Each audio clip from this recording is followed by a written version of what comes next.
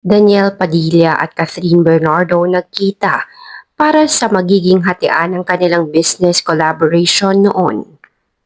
Isang balita ang nasagap natin na kung saan maituturing na isang parte pa rin ng trabaho at bilang isang professional. Nagkita lang naman kasi ang mag-ex na sina Catherine Bernardo at Daniel Padilla para sa isang meeting ng paghahatian nila sa kanilang businesses. Hindi lantad sa publiko ang mga business noon ni na Catherine at Daniel noong sila pa. Dito ay pareho silang owner ng mga businesses. Pero sa kadahilan ng hiwalay na ang dalawa, kaya kinakailangan na rin nilang paghatian ang negosyo nila noon. Sa napag-alaman natin ay nagkita in a private place si Catherine at Daniel together with their attorneys para pirmahan ang mga dokumento sa paghahatian ng business. 50-50 ang nasabing hatian. Pawang professionalism lamang ang ginawa ng dalawa.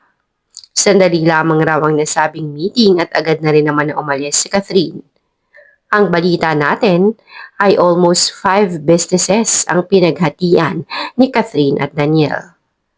Hindi may aalis sa isang relasyon na kapag nagkaroon ng joint o collaboration, business or account, ay pag naghiwalay ay paghahatian rin.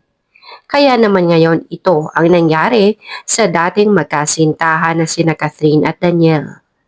Pero kung tatanungin niyo kung kamusta ang harapang interactions ng dalawa, ayon sa ating nabalitaan, nakamas si Catherine, naka-shades at naka-cup. Pumirma lang ito at nakipagkamay na kay Daniel. Pareho naman na silang may mga bagong kasintahan. Kaya naman bilang isang professional at casual na lamang ang ginawa ng dalawa para na rin sa kapakanan nila ang paghahatian sa kanilang business.